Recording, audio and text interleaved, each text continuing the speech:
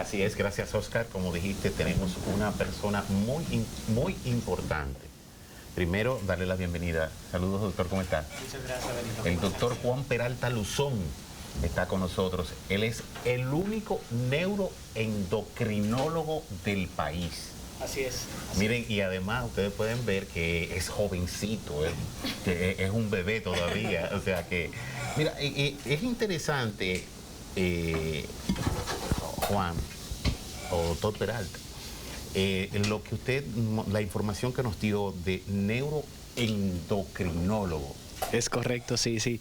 La verdad, Benito, es que, haga de cuenta, recientemente estuve en un programa en La Vega y el tema era hablar específicamente de obesidad. Entonces, cuando le presento y le digo que soy neuroendocrinólogo, pues así mismo como ahora todo se enfocó a eso. Sí.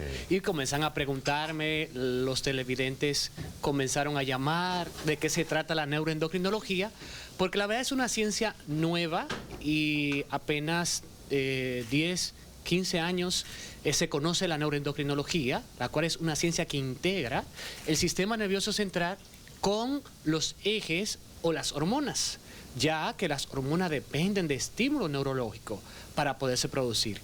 Entonces todo se enfocó en el tema y la verdad que nos fuimos hablando de la neuroendocrinología y nos olvidamos nos olvidamos del tema en sí. Entonces, como pincelada, le voy a dar, porque yo sé que aquí hay gente que quiere saber de qué se trata la neuroendocrinología. Claro. Como decía, pues no es más, Benito, que la integración del sistema nervioso central con las hormonas, tomando en cuenta que las mismas hormonas dependen de estímulo neuroendocrinológico para producirse. Y un ejemplo de esto es, por ejemplo, existen péptidos como el péptido Guti, que se segrega a nivel hipotalámico, el cual interviene en el hambre.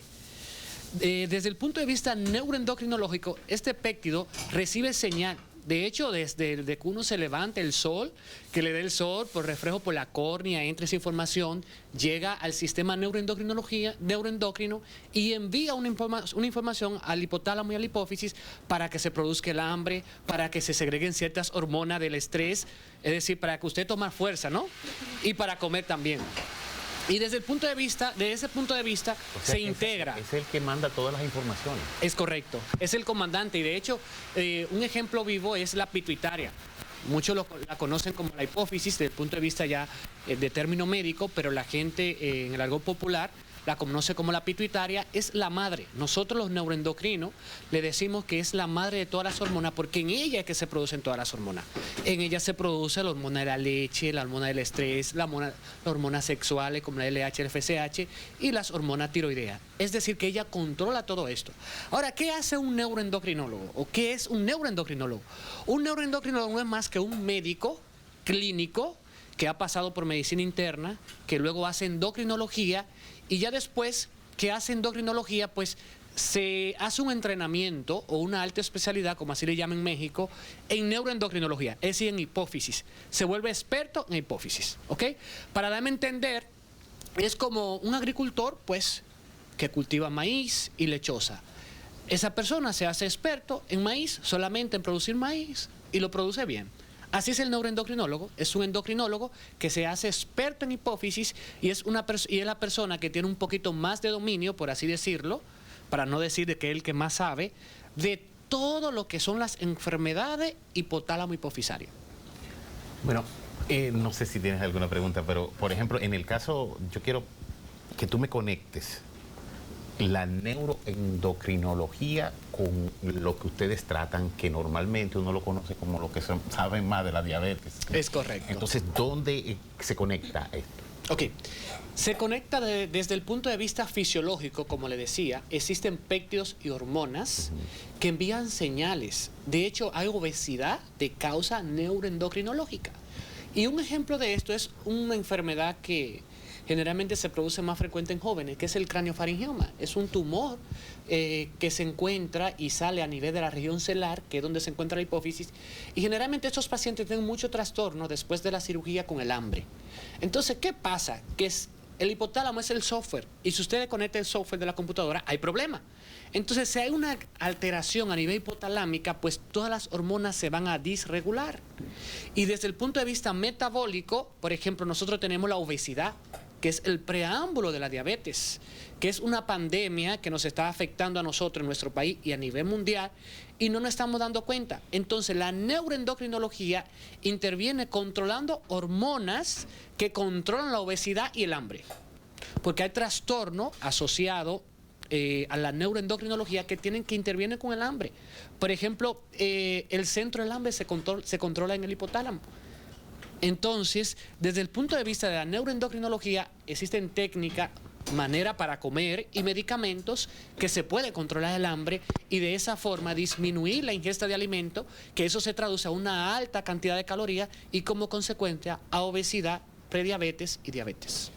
¿A dónde estamos con la diabetes? Porque imagínense ustedes, estamos hablando de quizás la tercera enfermedad que ocasiona más muerte. Es correcto. Entonces, ahora con esto del COVID, desde que a uno le dicen, no, yo soy diabético, está uno asustado, ay Dios mío, con este COVID. Háblanos acerca. Fíjate, Benito, que la verdad es que nosotros como endocrinólogos, la Sociedad de Endocrinología, yo siento que somos un equipo muy unido en el país.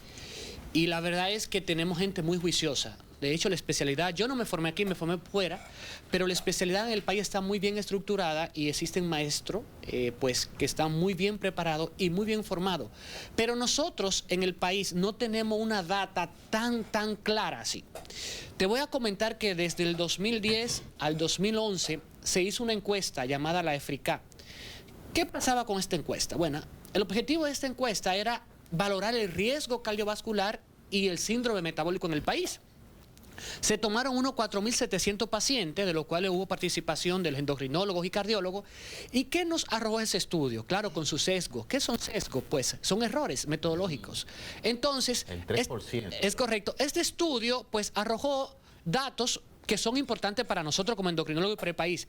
¿Qué nos dimos cuenta? Que había una incidencia muy alta de obesidad y diabetes. Entonces, esa pregunta que me dices tú ahora mismo, ¿dónde estamos con la diabetes? Yo te voy a decir, mira, Benito, no estamos ni tan atrás, pero no tan adelante. Porque si te digo que estamos bien, pues te miento. Porque ustedes saben que nuestro país, por el sistema de salud tan deficiente que tiene, pues... Y tan costoso. Es correcto. Hay veces que a nosotros se nos hace difícil. De hecho, en países desarrollados como Estados Unidos del primer mundo, pues se le hace difícil controlar la diabetes y tener un programa que vaya personalizado y enfocado en el cuidado del paciente. Bueno, doctor, otra cosa muy importante, antes de irnos a pausa, Oscar también tiene una pregunta. Primero vamos a dejar que Oscar pregunte.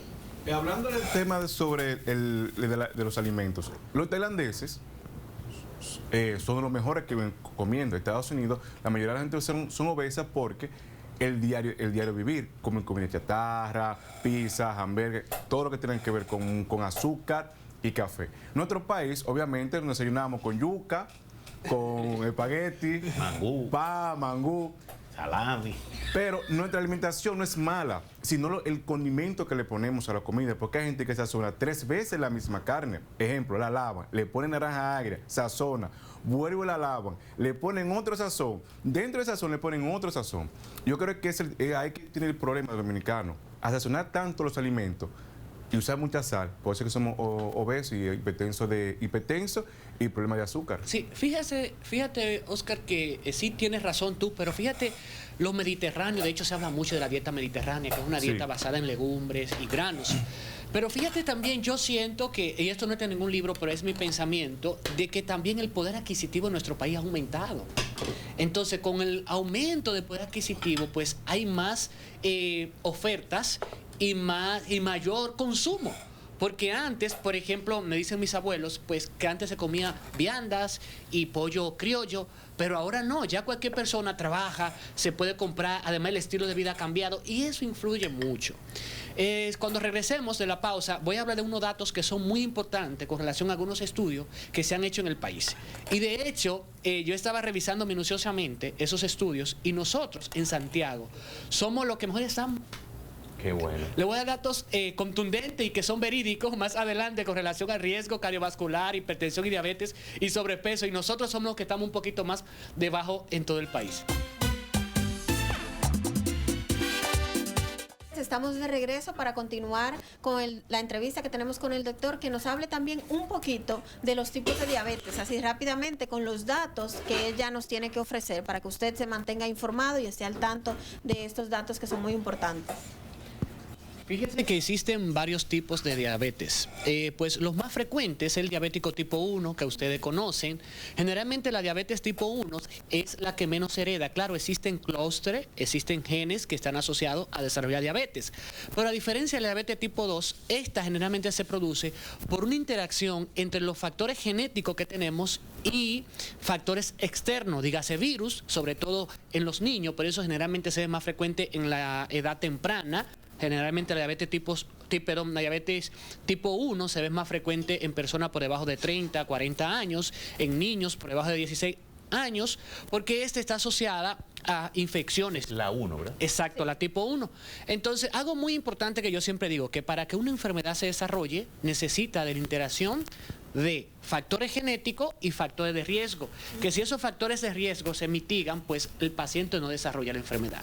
A diferencia de la diabetes tipo 2, que esta sí generalmente tiene un papel genético importante, existiendo los factores de riesgo más importantes como es la obesidad, el sobrepeso, el sedentarismo y tener una alimentación no muy adecuada. Existe la diabetes gestacional, que esta es la que está asociada al embarazo, y existen otros tipos de diabetes, como es la tipo LADA, la 1.5, y la diabetes tipo MODI, que son un poquito más raras y que generalmente son menos conocidas por la población. Generalmente la diabetes tipo 2 es más frecuente, es la que más frecuente vemos, que es lo que más nos llega a la consulta, es el paciente adulto que debuta con diabetes por obesidad, y generalmente estos pacientes cuando desarrollan la enfermedad están en sobrepeso o obesidad. La verdad que hablar de esta enfermedad que nadie desea este tipo de enfermedad, ni siquiera en uno, ni mucho menos en un hijo de uno. Pero yo siempre vivo hablando de la tecnología, porque vamos siempre al ritmo de todo. ¿Qué se puede hacer? ¿En qué hemos mejorado? Ya, por ejemplo, todo tiene tratamiento, o sea, la 1, la 2. Sí, fíjate que sí hemos ido avanzando un poquito en diabetes y desde que teníamos medicamentos que eran un poquito malos. Desde el inicio de la insulina, de hecho, hago una resaltación, estamos cumpliendo 100 años del descubrimiento de la insulina en el 2021, 100 años. Fíjate que existían insulinas que habían que administrarse pues hasta cada cierto tiempo, cada 6, cada 8 horas. Nosotros en estos momentos tenemos insulina que es aquellas que duraban 12 horas, en estos momentos duran hasta 36 y 42 horas. Tenemos medicamentos que se aplican una vez a la semana. Y próximamente, en 1 o 2 años, vamos a tener insulina vía oral. Insulina que se inyectan una vez a la semana. ¿Ok? Claro, lo que tenemos ahora, que son los análogos de GLP-1, pues eso sí se inyectan una vez a la semana. Pero insulina como tal, no. Desde el punto de vista tecnológico tenemos también tecnología en diabetes, tenemos bombas de infusión de insulina, los pacientes se lo ponen acá, como yo siempre digo, es como un beeper que tienen, y según con todos los carbohidratos pues se envían bolos de insulina, y yo siento que nosotros hemos avanzado en diabetes, no tanto, pero sí hemos avanzado. ¿Ok? Y fíjense que, volviendo un poquito atrás, porque son importantes las estadísticas, yo quiero dar un dato muy importante. Le decía de la encuesta EFRICA que se hizo en el 2011, ya fue su corte final, y me llamó a la atención los datos que arrojó esa entrevista, de que había una prevalencia de un 9% de pacientes con diabetes y un 30% de obesidad. Recientemente el Ministerio de Salud Pública hizo una publicación de unos datos que no son nada despreciables y me llamó la atención que nosotros de un 30% la obesidad ha aumentado a un 70%. Wow. O sea, que si nosotros nos enfocamos y vemos los países como México, que es un país que todo el mundo sabe que la obesidad es bien alta, la incidencia, pues estamos casi a la par de México, señores. Y además de eso, de diabetes, que teníamos un 9%, ya nosotros andamos en un 12%. Y datos más curioso es de que dentro de las provincias con más incidencia, Santiago no aparece. Aquellas que tienen más incidencia de hipertensión, Santiago tampoco aparece de la primera. Tenemos Santo Domingo, claro, por su población, pero existen otras como Elías Piña, Baurucos, que son provincias que son menos pobladas que Santiago y tienen una mayor incidencia de diabetes y obesidad. Wow. Entonces, esos datos no son nada despreciables y pues son importantes conocerlo, ¿eh? Definitivamente. Entonces vemos también, bueno, nosotros vamos a tener que hacer otra cita con usted, doctor. A la orden siempre, Pero claro. vemos que definitivamente la ingesta tiene mucho que ver con la diabetes. Bueno, el doctor Juan Peralta está, denos su ubicación. Sí, estoy laborando de lunes a miércoles en el Instituto Materno Infantil, acá en el Materno en Santiago, pues en horario de la mañana, y de lunes a viernes a partir de las 2 de la tarde en la Clínica Bonilla. Además de eso, que trabajo en el Instituto Oncológico aquí del Cibao y en el Hospital Saludos Regional para Nali. Universitario José María Cabral Ibáez. Ahí estoy a la orden de ustedes, pues cualquier duda, cualquier inquietud, pues ahí estoy. Y además de eso, en cualquier momento, si me invitan, con mucho gusto, aquí estaré.